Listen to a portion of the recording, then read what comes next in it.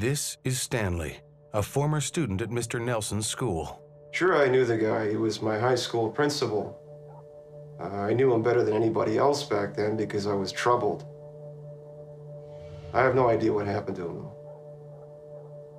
Kind of reminds me of my childhood when I was a 5-year-old child.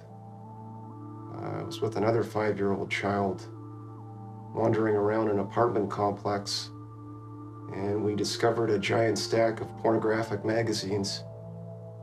And there must have been about, I'd say about 300 pornographic magazines in there. And we began looking through these pornographic magazines. And then a guy named Dwayne showed up. And Dwayne had a plastic leg, and he had a bullwhip on him. He was a troubled child. And he began striking these pornographic images with this bullwhip over and over and over and over and over and over and over and over and over and over and over again. On October 13th, 1992, I was walking through a park.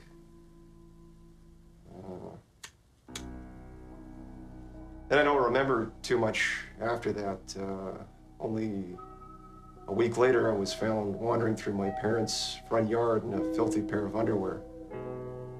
I had bruises on my wrists, bruises on my ankles, bruises on my genital region, like I'd been restrained. I also had needle marks on my thighs, on my arm, my genital region. My parents sent me to reform school, figuring I'd been on a drug binge. I swear I've never done any needle drugs. The day after Stanley was found, Mr. Nelson disappeared. He was never to be heard from again. My psychiatrist told me that it was healthy for me to paint. This is number 3 of a series of 50. This is acrylic on styrofoam. Been working 3.5 weeks on this. Thinking of selling it at some point if I can find somebody interested in buying it. I specialize in possessions, poltergeists, demon sightings, Chupacabra sightings, Quetzalcoatl sightings, and most importantly, alien sightings and alien abductions. The first question one might ask is, why do I specialize in paranormal psychology in this field? And it's an excellent question. I specialize in this field because, frankly, the patients, the people, again, people, who have undergone these experiences are basically, they're bound together. There are people in the diaspora, in the world of cognitive science, in the world of psychology and psychotherapy. Nobody takes them seriously. And so I feel as though I have an obligation to give these people a home.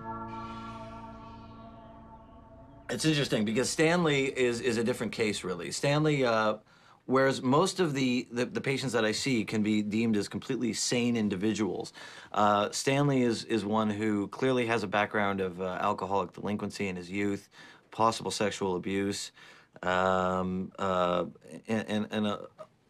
let's just simplify by saying a vast array of traumatic experiences in his history. But I do believe that after more careful scrutiny that you can say that his amnesia is 100% genuine.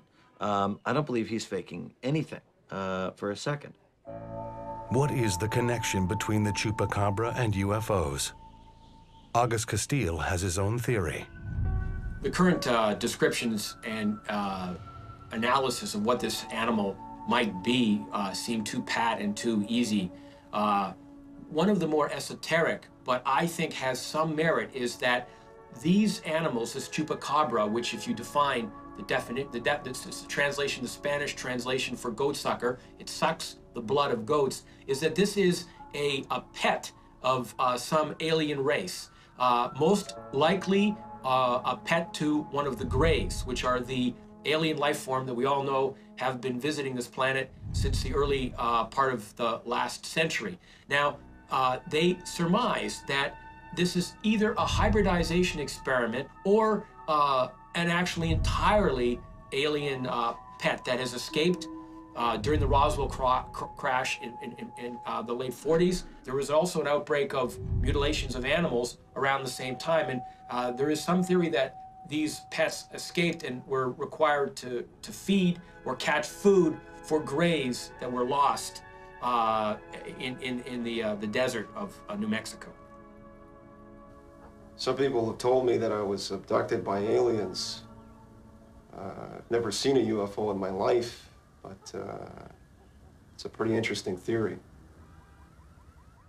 I have with me a dictaphone tape recorder device, which I use in my sessions, and Stanley, during some of his sessions, was under hypnosis, and I record these sessions.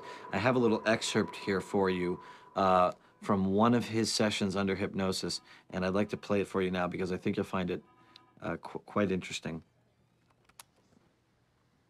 I can see metal all around, every direction.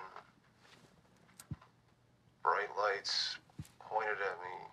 There's figures, there's 4 figures, 4 of them. They're all different sizes. In front of the lights, they're watching me. This constant mechanical sound, like an engine or a camera. Now that, and I think you know what I mean. That's something. Bubo often helps me, and with many of my patients, as the point of transference, sort of an intersection between me and the patient, and how we can communicate. He's nice. He's friendly. He doesn't bite. Except, oh, ow! Don't get too close. Hello. And I knew this other guy, what was his name? His name was Bobby Bluebird. And he kissed a boy in a shed when they were 6 years old. Kissed him right here on the mouth. And he's never seen him since. Didn't even catch his name. Perhaps we'll never know what really happened to Stanley that fateful autumn. After this commercial break, we present the infamous Walford footage. Yeah, let's get something to eat. Is that? Well, where? The eyes, man. The red eyes.